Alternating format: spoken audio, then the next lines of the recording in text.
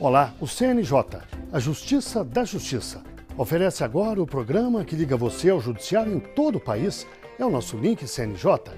E nesta semana temos uma entrevista do advogado Franquiné de Santa Cruz, especialista em direito digital. Ele fala do projeto em tramitação no Congresso que criminaliza quem expõe a intimidade de outras pessoas na internet. A gente não precisa esperar o Estado. Basta você ter a coragem de se posicionar. Simples. Por exemplo, se você está no grupo de WhatsApp e você recebeu um conteúdo dessa natureza e você não concorda com aquilo, basta você falar, não concordo com isso. Além da entrevista, o programa vai mostrar. Vamos conhecer a mulher que dá nome ao projeto contra a exposição íntima na rede, uma vítima de maldade e de vingança. A digitalização de processos avança em Alagoas e dá mais agilidade à justiça. O currículo dos cursos de direito vai mudar e ganhar novas disciplinas. E ainda, outras notícias de tribunais pelo país. E o programa começa com a reportagem sobre a exposição íntima das pessoas na internet, Fernanda. Guilherme, um projeto de lei em tramitação no Congresso Nacional quer criminalizar quem expõe outras pessoas a esse tipo de constrangimento. Nós vamos conhecer agora a história da mulher que deu origem, nome a essa proposta. Ela foi vítima de maldade e de vingança. Esta é Rose Leonel, jornalista, apresentadora de um programa de TV em Maringá, no Paraná. Hoje ela é uma mulher de sucesso que transborda a autoconfiança. Mas 12 anos atrás, Rose viveu momentos de angústia, de depressão. O meu ex não aceitou o término da relação e me ameaçou. Ele falou que se eu não ficasse com ele ia destruir a minha vida e não aceitou o término. A vingança do ex-companheiro foi cruel. Envolveu a intimidade do casal, fotos que ela aceitou fazer nua para ele. Ele insistiu durante todo o tempo, até que no meio desses 4 anos, eu aceitei. Falei, bom, se é isso que você quer, a gente faz tudo para agradar a pessoa que você ama, com quem você está junto, né? E falei para ele, para mim tudo bem. Além de traída, Rose sentiu a dor da humilhação pública em Maringá, onde mora. Foi uma tortura, eu sofri um aniquilamento. Eu digo que eu fiquei queimada viva, sofri uma morte civil, porque eu não podia mais sair de casa. Eu era conhecida desde o pipoqueiro, eu nasci em Maringá. E essa campanha virou um mote da cidade. Eu virei assim, joga pedra na Geni, eu fui quase linchada na cidade. Do computador do ex, as fotos foram disparadas para 15 mil e-mails durante 5 anos seguidos. Além das fotos de Rose, o agressor enviou muito material pornográfico e ainda distribuiu CDs em condomínios da cidade. Eu dormia com o inimigo e não sabia. Talvez o drama de Rose pudesse ter sido evitado se ela conhecesse esta cartilha, produzida pelo CFM, o Centro Feminino de Estudos e Assessoria. A publicação orienta mulheres sobre a exposição do corpo em nudes nos meios virtuais. Se você tem um entendimento de que na intimidade você pode trocar nudes, dizer coisas que normalmente dentro do coletivo a gente não diz, enfim, que isso seja dito e registrado de uma forma que traga uma certa segurança para você. Que, independente do entendimento de um amor romântico, que nunca vai acabar e que é indestrutível e que tem toda uma cumplicidade e um afeto, a gente precisa se cuidar, não expor o rosto, não expor o nome na conversa, sempre usar nas redes sociais sobrenome que não seja o seu. Casos semelhantes têm sido enquadrados na Lei Maria da Penha como violência moral. Em Minas Gerais, a Justiça condenou um morador de Uberlândia a pagar R$75 mil de indenização à ex-namorada. Ele havia publicado fotos íntimas dela sem autorização. Já em Cuiabá, no Mato Grosso, uma adolescente de 17 anos que teve um vídeo divulgado num site internacional ganhou direito a medidas protetivas contra o ex. As decisões mostram que estas situações devem ser denunciadas para que não voltem a acontecer. Quando eu denuncio, eu digo basta. Quando eu denuncio, eu digo não. Eu não aceito mais nenhum tipo de violência contra a minha vida e contra as pessoas que eu amo. É o enfrentamento do velho machismo, ainda tão enraizado na sociedade. A exposição da intimidade para causar vexatório, para causar constrangimento, é de postura cafajeste, é de postura duvidosa, é de falta de caráter, né? Tem a ver com uma escolha de ser violento. No caso da Rose, a penalidade foi mínima. Não pagou as perdas que ela teve de emprego, de sono, de vida. A revolta da jornalista ajudou a erguer esta organização não governamental. A Marias da Internet dá orientação jurídica e apoio psicológico a mulheres que passaram pelo mesmo que ela. Esse crime de divulgação de imagem no Brasil acaba com a vida da mulher e estigmatiza para o resto da vida dela. O caso foi tão emblemático que repercutiu no Congresso.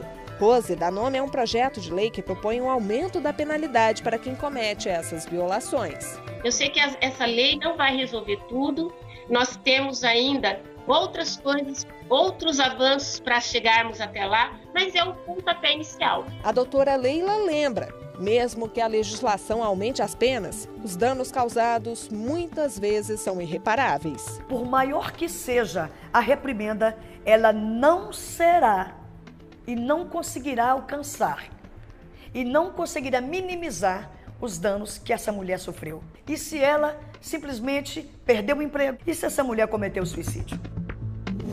Agora vamos ver a entrevista do advogado Franquiné de Santa Cruz, especialista em direito digital. Essa disseminação indevida de material íntimo, infelizmente, é uma prática que é mais comum do que deveria ser. De fato, os dados do IPEA, que é o Instituto de Pesquisa e Estatística Aplicada, no relatório chamado Violência em Números, o Mapa da Violência, 2015 e 2016, ele demonstra que houve um crescimento da prática de divulgação de imagem íntima em 177%. Então, de fato, esses números vêm apontando que está tendo um crescimento dessa prática dentro da nossa sociedade. Muitas pessoas usam o termo vingança pornográfica, mas esse é um termo mal colocado, certo? Sim, de fato, o termo pornografia, existe todo um contexto de preconceito sobre esse termo. Quando a gente conversa com as vítimas, elas relatam que o que aconteceu não foi uma situação de pornografia. Então, usar o termo de vingança pornográfica, ele revitimiza já a vítima.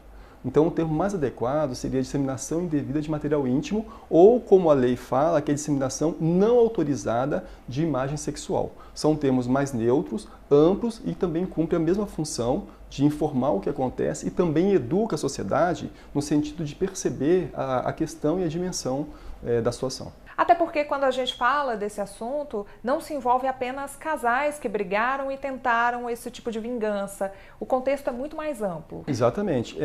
Esse tipo de fato, ele tomou notoriedade a partir da divulgação inicialmente de imagem de ex-companheiros, né? Nesse contexto que você comentou. Quer dizer, um casal dentro da sua esfera de intimidade havia feito o registro de algumas imagens e com o fim do relacionamento, uma das partes, e geralmente o homem, porque 98% das vítimas são mulheres, então geralmente o homem insatisfeito com o fim dessa relação colocava esse conteúdo na rede. Mas a sociedade mudou e vem mudando muito rapidamente. Hoje, relações se estabelecem através de plataformas virtuais. Então, muitos desses casos atualmente são de casais que nunca se encontraram presencialmente, fisicamente. Todo o relacionamento foi estabelecido através de uma plataforma virtual, seja um aplicativo como o WhatsApp, seja através do Skype, seja através de chat, enfim, qualquer tipo de aplicativo. Então, isso é uma realidade. Uma outra realidade são de situações onde a mulher, por exemplo, por estar se sentindo bonita, se sentindo bem depois de um treino, vai e se fotografa para ela mesma, mas ela perde o dispositivo. Ela perde o computador, ela perde o smartphone com aquela imagem. Um terceiro acha esse conteúdo, acha esse dispositivo e publica na rede. Existem situações entre pessoas que são filmadas escondidas, sem saber. Ou são filmadas, por exemplo, por câmeras de segurança, em algum contexto, né? Ou ela está num relacionamento com alguém e ela é filmada sem o conhecimento e depois isso também é utilizado para poder chantagear, para poder aferir outros benefícios em relação à mulher, sem falar também nos casos com os menores. Né, que também é um outro público, que é um público que já nasce conectado na rede, que já tem outros limites de valores, aonde a privacidade para esse público, que já nasce na rede, publicando o seu comportamento, o seu dia a dia, ela tem uma dimensão, um limite diferente da privacidade para um público anterior. Então, para esse público, por exemplo, dos menores, né, registrar, filmar já não é uma coisa, diria assim, tão violenta em relação aos seus direitos à privacidade como é para outros públicos.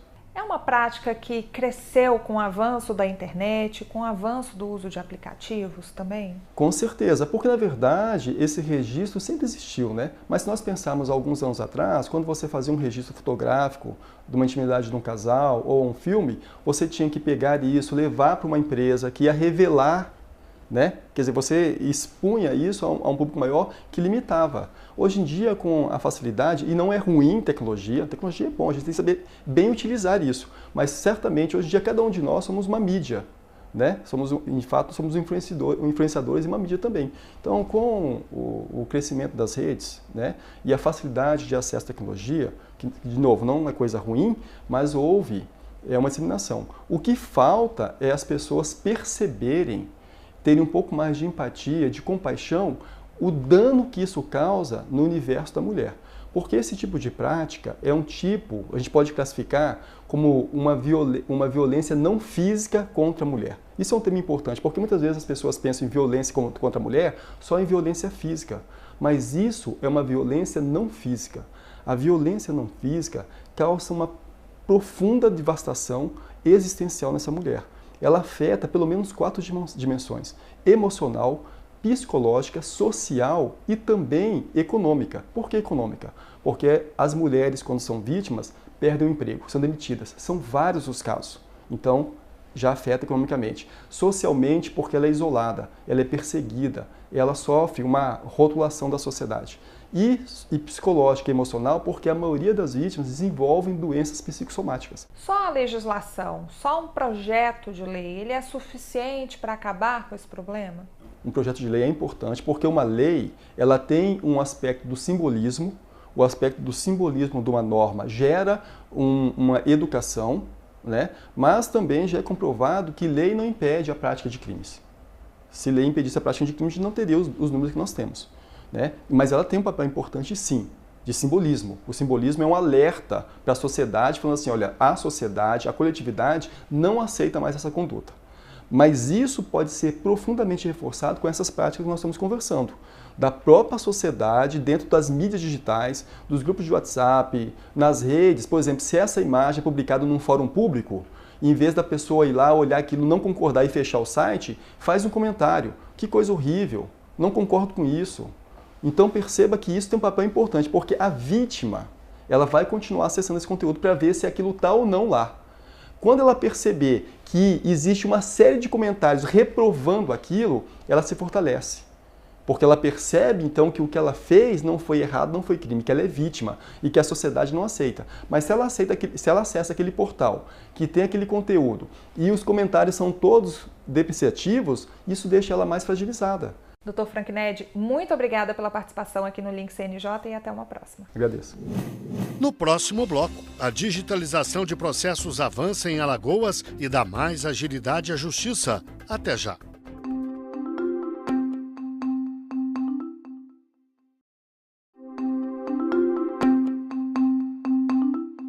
Nosso programa está de volta e mostra agora as notícias do CNJ. No primeiro semestre, o plenário do Conselho Nacional de Justiça julgou 436 processos. O número quase que dobrou-se comparado ao mesmo período de 2017, quando 226 julgamentos foram realizados. Esse aumento foi possível graças a uma alteração feita pela presidente do STF e do CNJ, ministra Carmen Lúcia. É que desde março o Pleno passou a analisar itens da pauta em blocos. Para se ter uma ideia, na primeira sessão pós-adoção desta dinâmica, 66 processos foram julgados. A próxima reunião do Conselho será no dia 7 de agosto. O Conselho Nacional de Justiça já prepara a próxima Semana da Justiça pela Paz em Casa. Será entre os dias 20 e 24 de agosto. Desta vez, os esforços vão se concentrar nos julgamentos dos tribunais de júri. O objetivo é pautar e julgar processos de feminicídio. Nos últimos 3 anos, essas semanas instituídas pelo Conselho julgaram 995 casos de feminicídio ou tentativa de homicídio de mulheres cometidos no âmbito familiar. O Cadastro Nacional de Inspeções em Estabelecimentos Penais mostra que as 4 prisões federais ativas no país têm conceito positivo. A classificação é dada pelos juízes que visitam as unidades. Uma fica em Porto Velho, Rondônia, outra em Mossoró, no Rio Grande do Norte, mais uma em Campo Grande, no Mato Grosso do Sul, e a última em Catanduvas, no Paraná. O quadro destoa do que se vê nas demais unidades prisionais administradas pelo Estado. Nessas, 30% são avaliadas como péssimas, 11% como ruins, 47% como regulares, 10% como boas e apenas 1% como excelentes. As prisões federais operam abaixo da capacidade. 59% das 832 vagas estavam ocupadas até o fim do ano passado. Nessas penitenciárias, nunca houve fugas ou rebeliões. O sistema Geopresídios é mantido pelo Conselho Nacional de Justiça. Na semana passada, nós mostramos a importância da digitalização de processos para o bom funcionamento do judiciário, Fernanda. Guilherme, nosso exemplo veio do Tribunal de Justiça de Alagoas, nos municípios de Maribondo e Quebrangulo. E hoje nós vamos mostrar que essa ofensiva pela modernização continua. São mais 2 municípios, Porto Calvo e Porto Real. Estamos na pacata Porto Real do Colégio, cidade banhada pelo Rio São Francisco. Aqui, a juíza titular da comarca, Fabiola Feijão, realizou durante os anos de 2014 e 2015 o processo de digitalização dos mais de 3.000 processos. Hoje, a comarca sente diariamente os efeitos positivos de estar 100% virtualizada. Definitivamente foi uma mudança que abreviou bastante o procedimento. No curso, a demora entre esse trâmite entre o cartório e o gabinete. O Alan coordenou todo o trabalho de digitalização, que durou quase 1 ano. Trabalhamos com o corpo que a gente tem aqui mesmo, sem trabalhar hora extra, sem trabalhar no horário após o expediente. E contamos com a ajuda de todos, inclusive dos oficiais de justiça. A virtualização ela dá acesso pronto ao processo, a qualquer hora, em qualquer lugar, e a gente tem uma mobilidade muito maior de analisar os casos com mais calma, em qualquer lugar, em casa, no escritório. E a gente vem para as audiências bem mais preparado, porque a gente não fica naquela maratona de buscar os processos nos fóruns e nos cartórios. A sociedade ganha muito, né? É importante frisar que, com a digitalização dos processos, houve uma considerável diminuição, né, no custo de material de expediente, como papéis e impressões, e isso reforça o compromisso do Poder Judiciário com o desenvolvimento sustentável. Em Porto Calvo, as 2 varas da comarca também se encontram totalmente virtualizadas. Nas salas, apenas computadores e alguns poucos documentos. Eu lembro que na época do processo físico, a gente que tinha uma movimentação aqui na unidade, a movimentação é muito grande, eu tinha que trocar toner de impressora praticamente, às vezes, mensalmente. Às vezes, mensalmente, a equipe estava aqui para trocar o toner da impressora. Eu não lembro da última vez que o toner dessa impressora foi trocado, porque a gente praticamente não imprime mais nada. Menos papel gera mais economia e também mais espaço físico, garantindo mais conforto para os servidores. Essa nova realidade só é possível hoje graças a um trabalho em equipe que foi finalizado há cerca de 1 ano e meio. No início passamos assim por alguma temerosidade, no sentido de achar que um processo digital iria complicar a visualização na tela. Mas hoje nos acostumamos e creio que todos os servidores que aqui trabalham jamais trocariam um processo digital por um físico. Todo o processo de digitalização no Estado vem sendo comandado pelo desembargador Domingos Neto. Hoje, eu posso dizer que nós temos mais de 80% do nosso acervo totalmente digitalizado e a meta da administração é chegar ao final do ano com 100% do Estado já com os processos virtualizados. É hora do nosso quadro Oitiva. Hoje nós perguntamos: qual é a idade mínima que a pessoa precisa ter para adotar uma criança ou uma adolescente? Letra A. A idade mínima é de 30 anos, considerado um patamar confiável para o amadurecimento da pessoa.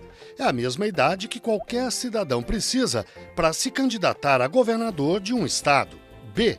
O mínimo determinado pelo Código Civil é de 21 anos, a chamada maioridade completa. C.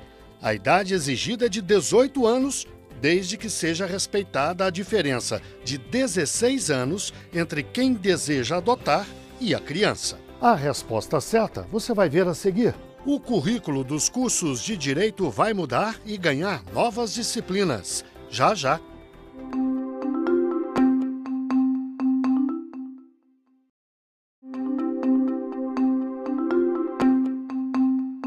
O Link CNJ está de volta com o Giro pelo Brasil. As informações que chegam de todas as regiões do país. A Corregedoria Nacional de Justiça esteve no Tribunal de Justiça e nas serventias extrajudiciais da Bahia. Visitou gabinetes de desembargadores e varas da capital e do interior. O objetivo foi verificar as condições de trabalho dos servidores, o atendimento ao cidadão e o cumprimento dos prazos processuais. A Corregedoria também analisou a produtividade dos juízes. Os resultados ainda não foram divulgados. As eleições estão próximas e a sociedade precisa ficar atenta ao comportamento dos candidatos. Neste período, eles têm autorização para usar plataformas digitais e site próprio, desde que o endereço eletrônico seja comunicado à Justiça Eleitoral. Também podem enviar mensagens para endereços cadastrados pelo partido ou coligação. Mas, ao receber o material, o eleitor deve ter a opção de cancelar a mensagem. O candidato tem liberdade ainda de criar blogs, redes sociais e sites de mensagens instantâneas. Mas o concorrente não pode fazer propaganda eleitoral, mesmo que gratuita, em sites de pessoas jurídicas, em sites oficiais ou hospedados por órgãos da administração pública.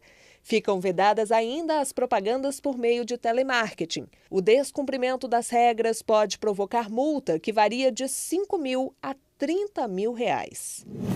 O currículo dos cursos de Direito vai mudar. A partir deste ano, outras disciplinas serão acrescentadas, Fernanda. Guilherme, o objetivo é preparar melhor os alunos para o mercado de trabalho. E o curso de Direito se mantém como uma das graduações mais procuradas do país. De acordo com o Ministério da Educação, de 2004 a 2016, o total de formandos em Direito cresceu 49%. E a grade curricular deve passar por mudanças. A ideia é ampliar o contato dos alunos com os futuros empregadores, seja na iniciativa pública ou privada. Isabela está no 9º semestre e acredita que o curso deve sim se modernizar para que os profissionais saiam mais preparados para enfrentar o mercado de trabalho. Esse ano mesmo é ano de eleição e tem muita gente que está se formando e que nunca chegou a pegar direito eleitoral, né? Então, se tiver, por exemplo, uma demanda profissional sobre esse assunto, esse aluno tem que recorrer a diversos outros meios que não os aqui da faculdade de Direito, né? Existem mais de 1.200 cursos de Direito em todo o país. A maioria tem a mesma grade curricular.